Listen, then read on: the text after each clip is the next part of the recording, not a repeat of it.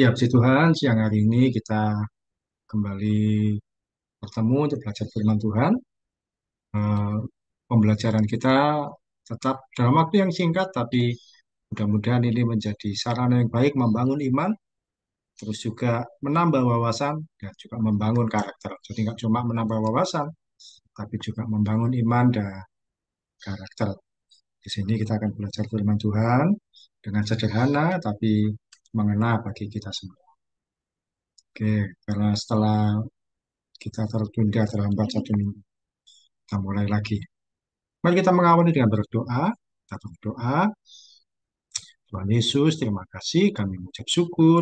Kami boleh bertemu dalam komsel atau pertemuan melalui Zoom ini. Kiranya boleh jadi berkat bagi kami semua.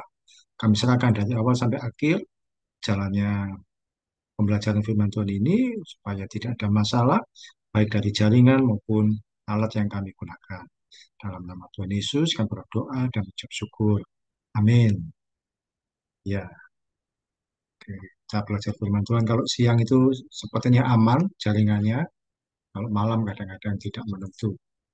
Saya akan mengulangi dari yang lalu yang kita sempat terputus karena waktu itu malam-malam juga pas itu kebetulan juga hujan, terus sinyalnya Sinta juga hilang. Eh, saya mulai dari mengulangi lagi dari Kejadian 1 ayat 26. Jadi kita belajar tokoh Alkitab yang pertama yaitu namanya Adam dan Hawa. Disebut Adam dan Hawa. Sebenarnya nama mereka masih belum ada pada awalnya, masih manusia, begitu saja.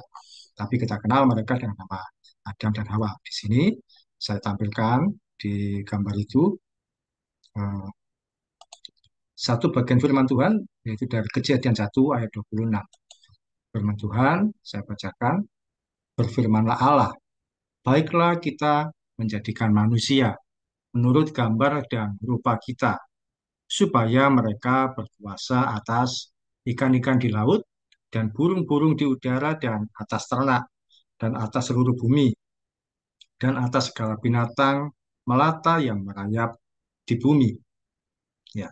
Jadi Kejadian 1 ayat 26, saya mengulangi yang lalu, di situ ada kata kita. Kita itu menunjukkan bahwa ada Allah Bapa, Allah Anak yaitu Tuhan Yesus dan Allah Roh Kudus. Mereka terlibat dalam proses penciptaan alam semesta sampai yang terakhir yaitu penciptaan manusia. Manusia diciptakan pada hari yang keenam. Ya, pada hari yang keenam setelah eh, alam semesta sampai penciptaan pada hewan di hari yang kelima. Ini gambar yang lalu. Ini adalah manusia digambarkan diciptakan dari debu dan tanah. Jadi manusia dihidupkan dari debu dan tanah. Ini awalnya asalnya. Loh, kalau sekarang kan manusia bukan dari debu dan tanah, ya maksudnya penggambaran awalnya dari debu dan tanah tentu sampai yang berikutnya yaitu kita, walaupun memang kita dilahirkan dari orang tua. Ya, di manusia yang pertama dari debu dan tanah. Ya kita ini dari debu dan tanah.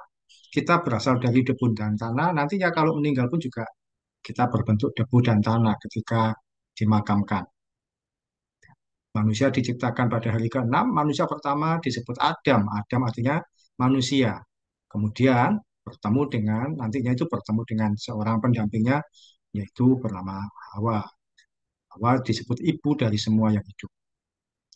Manusia diberikan tugas untuk berkuasa atas segala jenis hewan dan atas seluruh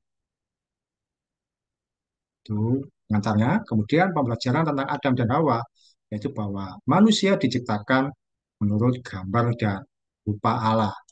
Nah, bisa dibantu baca Sinta Efesus 2 ayat 10. Efesus 2 ayat 10.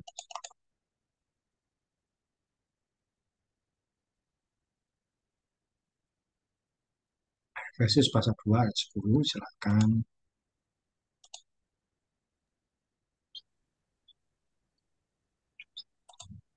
Efesus 2 ayat 10. Karena kita ini buatan Allah, diciptakan dalam Kristus Yesus untuk melakukan pekerjaan baik yang dipersiapkan Allah sebelumnya. Dia mau supaya kita hidup di dalamnya. Hmm. Iya, kita ini diciptakan segambar dan serupa Allah. Waktu yang lalu saya beri tulisan atau istilah yang namanya imago Dei. Imago itu artinya gambar. Kalau di komputer atau HP disebut image. Image itu gambar. Dei itu artinya Tuhan. Kalau kalian pernah mendengar kata Dio atau Deo atau Dei, itu artinya adalah Allah atau Tuhan. Jadi seperti lagu Natal yaitu Gloria in excelsis Deo. Deo artinya Tuhan. Nah, jadi imago Dei artinya segambar dan serupa dengan wajahnya Tuhan. Kita ini segambar dan serupa dengan wajahnya Tuhan. Kita segambar dengan wajahnya Tuhan itu bukan berarti wajah kita mirip dengan Tuhan, bentuk wajah kita tidak. Tapi apa yang segambar dengan eh, rupa Tuhan, segambar dengan wajahnya Tuhan itu berupa apa? Yaitu berupa dengan eh, sifat-sifatnya. Kita menyerupai Tuhan dalam sifat, kita menyerupai Tuhan dalam kekuasaan, dan juga dalam karakter yang baik. Jadi serupa dengan gambarnya Tuhan, sekali lagi bukan berarti secara wajah, tapi secara kita menyerupai secara sifat, kekuasaan, dan karakter. Sifat itu apa? Tadi dibaca oleh Kak Sinta, yaitu berbuat baik. Kita menyerupai sifatnya Tuhan dengan cara kita berbuatan baik. Suka menolong, murah hati, itu merupakan gambaran dari rupanya Allah. Kalau kita anak-anak Tuhan, suka menolong mestinya. Suka murah hati memberi. Firman Tuhan berkata, hendaklah kamu murah hati, sama seperti Bapamu di surga murah hati. Jadi kita mewarisi sifatnya Tuhan. Kalau anak-anak Tuhan nggak murah hati, nggak suka menolong, dia bukan segambar dengan rupa Allah. Nah, manusia juga diberikan kuasa. Kekuasaan itu apa? Mengelola bumi dan isinya. Kita ini diberi kekuasaan untuk mengelola alam sekitar. Baik nara maupun cinta diberikan keleluasaan berkuasa atas apa? Tumbuhan dan hewan. Nah, jadi kita diberikan hak untuk menikmati dan menjaganya. Makanya eh, kita boleh makan hewan-hewan tertentu. Kita boleh menikmati hewan tertentu karena kita diberi kekuasaan. Kalau Sinta suka makan dari semua makanan, tentu banyak makanan itu terbuat dari hewan, dari tumbuhan juga. Kalau yang dari hewan, Sinta suka makanan apa? Secara yang disukai. Semua pasti ada yang disukai. Telur, Pak.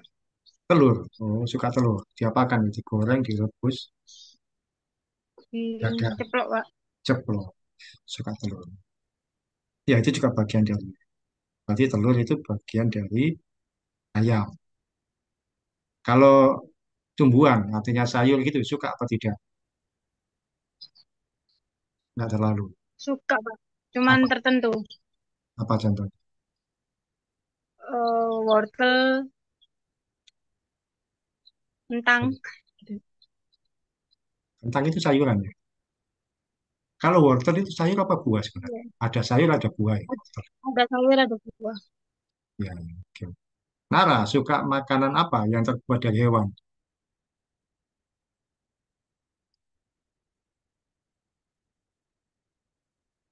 Hewan kan banyak. Apa yang kamu suka? Ayam. Ayam. Ayam diapakan? Digoreng. Digoreng. Kalau tumbuhan, suka enggak? Apa yang disuka?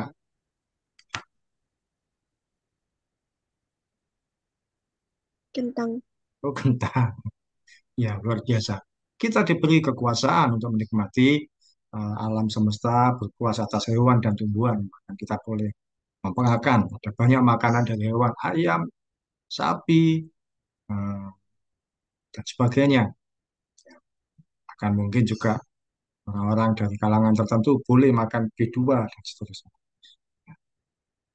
Tapi kita juga diberi kekuasaan untuk mengelola, artinya jangan sampai merusak alam ini. Jangan membuang sampah sembarangan. Atau jangan juga mengotori alam dan berbuat yang jahat pada. Kalau bisa, kalau membuang sampah, cari tempat pembuangan yang terbaik. Kalau tidak ada, ya disimpan dulu sampai di rumah, buang di tempat sampah. Karena ada tempat tertentu yang mungkin tidak menyediakan sampah, ya kita simpan sampai kita membuang di tempat yang tepat. Kita menyerupai Tuhan dalam sifat, dalam kekuasaan atas hewan dan tumbuhan. juga dalam karakter yang baik. Kita ini istimewa di hadapan Tuhan. Coba Nara baca lagi. Yesaya 43 ayat 4. Yesaya 43 ayat 4.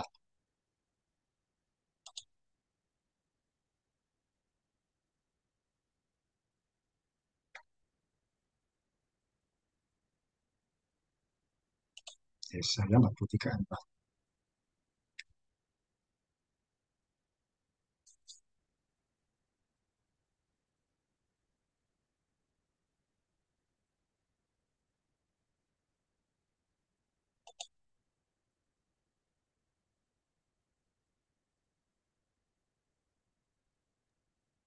Yesaya 43 ayat 4. Oleh karena engkau berharga di mataku dan mulia, dan aku ini mengasihi engkau, maka aku memberikan manusia sebagai gantimu, dan bangsa-bangsa sebagai ganti nyawamu. Ya, di hadapan Tuhan kita ini berharga. Kita ini mulia. Kita ini istimewa. Hanya pada kita manusia, khususnya kita yang ditebus oleh Tuhan, Tuhan menyatakan bahwa kita ini berharga. Ada banyak manusia di dunia ini, ribuan bahkan miliaran, tapi kepada orang-orang yang sudah ditebus oleh Tuhan Yesus, yaitu kita inilah, kita mengerti bahwa kita ini berharga di hadapan Tuhan. Kita ini mulia dan kita ini istimewa. Jadi karakter yang baik yaitu kita ini istimewa di hadapan Tuhan. Kita menyerupai sifat Tuhan dalam sifat, kita menyerupai rupa Allah dalam sifat, kekuasaan dan karakter. Karena itu yakin pada diri sendiri bahwa saya ini berharga mulia. Jangan sampai merasa minder, merasa tidak berharga. Sekalipun secara ekonomi kurang, tidak punya banyak fasilitas, mungkin juga tidak punya banyak prestasi. Tapi yang kita banggakan bahwa kita ini diciptakan serupa dengan gambaran Allah. Yang pertama, pembelajaran Adam dan Hawa, bahwa kita diciptakan menurut gambar dan rupa Allah. Pembelajaran kedua itu manusia harus bekerja. Silakan Kak Sinta bacakan Kejadian 2 ayat 19 sampai 20. Kejadian pasal 2 ayat 19 sampai 20.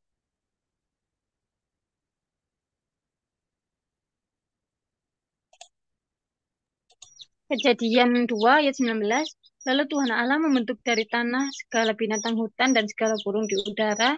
Dibawanyalah semuanya kepada manusia itu untuk melihat bagaimana ia menamainya dan seperti nama yang diberikan manusia itu kepada tiap makhluk yang hidup, demikianlah nanti nama makhluk itu. 20. Manusia itu memberi nama kepada segala ternak, kepada burung-burung di udara, dan kepada segala binatang hutan. Tetapi baginya sendiri ia tidak menjumpai penolong yang sepadan dengan dia. Iya, manusia tidak diciptakan untuk nganggur dan tidak berbuat apa-apa. Manusia pertama yang kita kenal dengan nama Adam bekerja dengan memberi nama segala jenis hewan dan tumbuhan.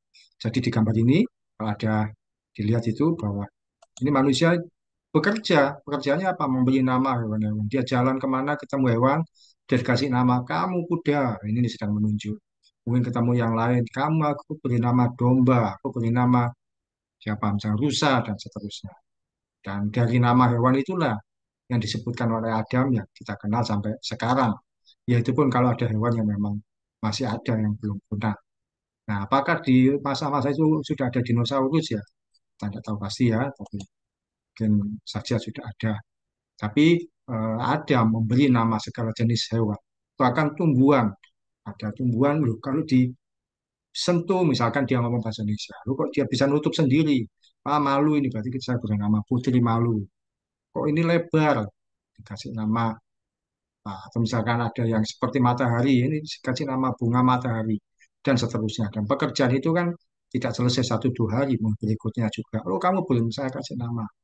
Menandakan apa? Manusia itu harus bekerja sebagai bentuk tanggung jawab.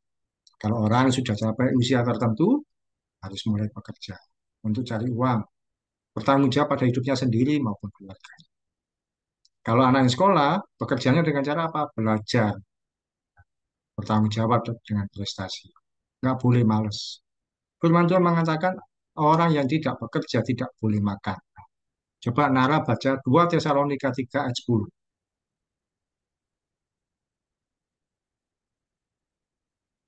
2 Tesalonika 3 ayat 10. Nara bacakan.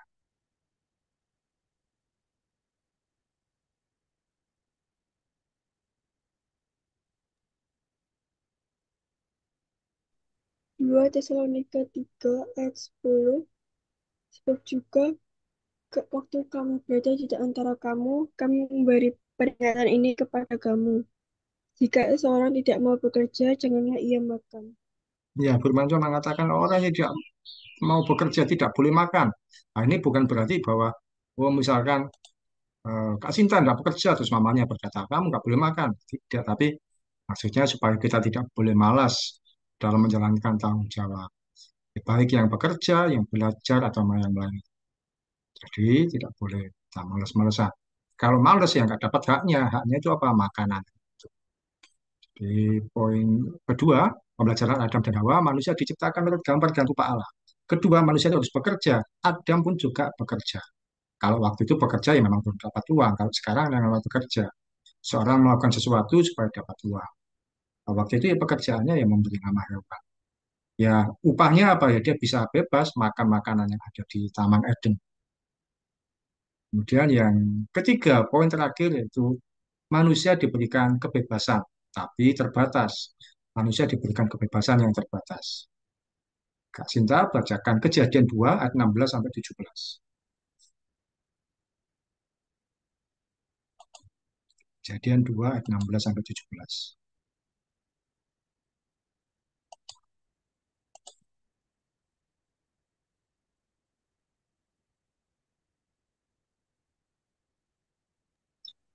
Kejadian 2 ayat 16. Lalu Tuhan Allah memberi perintah ini kepada manusia. Semua pohon dalam taman ini boleh kau makan buahnya dengan bebas. 17. Tetapi pohon pengetahuan tentang yang baik dan yang jahat itu, janganlah kau makan buahnya, sebab pada hari engkau memakannya, pastilah engkau mati. Iya, di sini saya berikan gambar, masih kelihatan ya. Jadi Tuhan menciptakan seluruh alam semesta, menciptakan tumbuh-tumbuhan, tapi ada satu pohon yang tidak boleh dimakan, yaitu pohon pengetahuan yang baik dan jahat. Pohon pengetahuan yang baik dan jahat ini tidak boleh dimakan. Mengapa kira kalau Tuhan boleh memerintahkan manusia makan yang lain-lain, tapi kok tidak boleh memakan buah dari pohon yang satu ini? Kalau menurut Cinta, kenapa? Kenapa boleh semua, kan tadi yang dibaca semua buah dalam pohon ini boleh dimakan. Kecuali yang satu ini, jangan dimakan. Pohon pengetahuan yang baik dan jahat. Mengapa kok Buah, begini? Artinya, kenapa kok harus ada pohon itu? Kenapa kok tidak boleh? Menurut Cinta, kenapa? buat nguji, Pak. Si. Nara, bisa jawab juga? Mengapa kok Tuhan menciptakan semua pohon boleh dimakan buahnya, kecuali yang satu ini, pohon pengetahuan baik dan jahat? Bisa jawab? Kenapa kok tidak boleh? Bisa, oke. Mengapa ada pengetahuan pohon yang yang baik dan jahat ini tidak boleh dimakan? Ya betul, buat menguji. Tapi ini merupakan tanda bahwa manusia itu diberikan eh, keterbatasan. Kehidupan kita ini ada aturan yang membatasi. Kita boleh bebas berbuat apapun, tapi tentu ada keterbatasan. Di rumah, baik Sinta maupun Nara boleh berbuat apa saja, tapi tentu ada batasan. Oh, ini yang saya tidak boleh. Ini yang saya tidak akan lakukan. Misalkan teriak-teriak di rumah, ya. Di sekolah juga begitu. Kita berbuat boleh berbuat apapun, tapi ada keterbatasan. Saya tidak boleh datang terlambat. Saya tidak boleh apa nyontek waktu ulangan. Yang bekerja pun juga begitu. Yang saya tidak boleh ambil yang bukan bagian saya. Harus mematuhi atasan dan sebagainya. Kehidupan kita dimanapun pasti ada aturan yang membatasi. Pohon ini diletakkan di tengah-tengah, di antara pohon-pohon yang lain. Artinya apa? Yang lain boleh dimakan. Nah, tengah ini batasannya. Oh jangan, tidak boleh. Artinya kita punya kebebasan, tapi ada yang membatasi. Sama seperti peraturan, dibuat supaya kehidupan ini berjalan dengan tertib dan teratur. Nggak bisa semaunya sendiri. Kalau nggak ada peraturan, kita akan kacau. Misalkan, oh saya naik motor bebas, nggak perlu pakai helm, nggak apa-apa. Kecelakaan, jatuh, kepalanya pecah. Pengetahuan pohon pengetahuan ini untuk menjaga, menguji, mengendalikan manusia supaya bertindak hati-hati bahwa ada hal yang boleh dilakukan dan tidak. Seseorang manusia mungkin merasa dia bisa bebas di mana, tapi kebebasan itu mungkin hanya bisa dia dapatkan kalau di kamar mandi. Nah, mau mandiin bebas, karena kalau di luar seperti sekarang kita tidak bebas, masih pakai baju. Jadi nggak bisa orang ngomong, saya mau bebas sebebas-bebasnya. Mau bebas ya di kamar mandi. Tapi di kamar mandi pun juga ada yang membatasi, yaitu pintu atau penutup kamar mandi. Jadi tidak ada seseorang itu bisa hidup sebebas-bebasnya. Kebebasan selalu ada batasnya. Nah, demikian juga kalau di sekolah pun, di tempat kerja atau dimanapun ada batasnya. Contohnya, ini peraturan sekolah ada sebentar. Nah, peraturan sekolah ada contohnya datang tepat waktu, pakai seragam, bawa bekal, perhatian di papan tulis di gurunya, atau kerjakan pekerjaan rumah dan sebagainya. Ini ada peraturan sekolah. Kalau peraturan pekerja banyak lagi yang lain lagi mungkin. Ini adalah contoh bahwa kehidupan kita pun juga ada tata tertib yang membatasi, peraturan yang mengatur, dan hal-hal yang lain yang menurut kita adalah kita tidak bisa bebas sebebas-bebas. Jadi pembelajaran dari kehidupan Adam dan Hawa yang pertama adalah kita ini segambar dengan rupa Allah dalam hal sifat, kekuasaan terhadap alam semesta dan juga dalam hal karakter yang baik bahwa kita ini berharga di dalam Tuhan. Kemudian yang kedua manusia harus bekerja sebagai bentuk tanggung jawab hidupnya. Manusia harus bekerja. Tidak boleh ada yang nganggur. Orang yang paling kaya sekalipun tetap bekerja. Anaknya pun nih kalau dia nurun orang tuanya kaya, dia pasti juga bekerja, tidak dimanja. Dan yang ketiga, manusia diberikan kebebasan yang terbatas. Dimanapun akan ada aturan-aturan yang membatasi kita. Itu yang jadi pembelajaran firman Tuhan kita hari ini.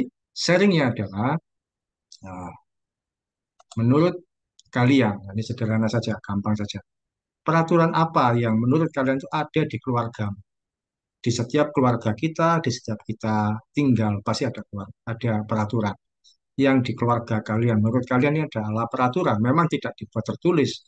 Mungkin mama kalian, orang tua kalian tidak membuat peraturan yang tertulis, tapi menurutmu bahwa ini adalah aturan yang ada di keluarga. Contohnya misalkan eh, habis makan mencuci piring sendiri atau habis makan bungkusnya dibuang di tempat sampah. Itu kan berarti kita tidak boleh berbuat sembarangan. Kalau misalkan kita tidak mengikuti, mungkin ya kita ditegur oleh orang tua dan sebagainya. Kalau menurut Nara, apa yang menurutmu merupakan peraturan bagimu di keluarga? Mungkin bisa disebutkan dua atau tiga.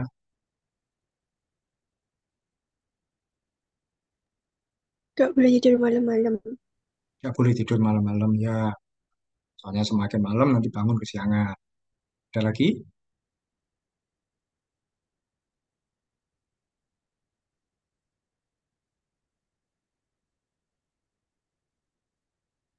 Ada. Ya, satu contoh ditemui tidak boleh tidur malam-malam. Betul. Batasi. Kalau menurut Cinta, apa yang menurutmu? Oh, ini adalah aturan di keluargaku. Aku tidak boleh melanggar. Nih, apa?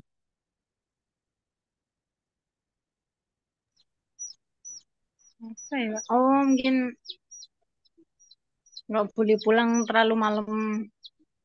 Nggak boleh pulang terlalu malam. Ya, apalagi anak perempuan kan dikhawatirkan. Nantinya juga hal pun begitu. Ada lagi kira-kira?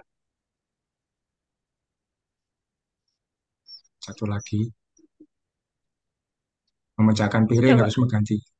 Ya, ya, memang biasa seperti itu. Yang utama itu kalau untuk anak perempuan, pulang jangan terlalu malam. Ya, bukan berarti kalau laki-laki tidak boleh, tapi anak perempuan tentu harus dijaga dengan sebaik mungkin, jaga dengan ekstra. Iya, puji Tuhan itu adalah saat kita hari ini. Untuk kita mengenal dari tokoh Alkitab Adam dan Hawa dan kiranya boleh menjadi berkat bagi kehidupan kita. Ya, yang lalu terakhir itu yang berdoa, Nara. Cinta sekarang bisa untuk berdoa. Mari kita berdoa. Dan Yesus, terima kasih Tuhan, kami bisa melakukan konser pada hari ini, ya Bapak. Tuhan, Kau juga berkati Pak Oki yang telah mengajar kami, Tuhan. Berkati kami juga, Tuhan. Menjadi dalam nama Tuhan Yesus. Haleluya. Amin. Amin. Oke, terima kasih Nara dan Cinta. Terima kasih. Terima kasih, Pak.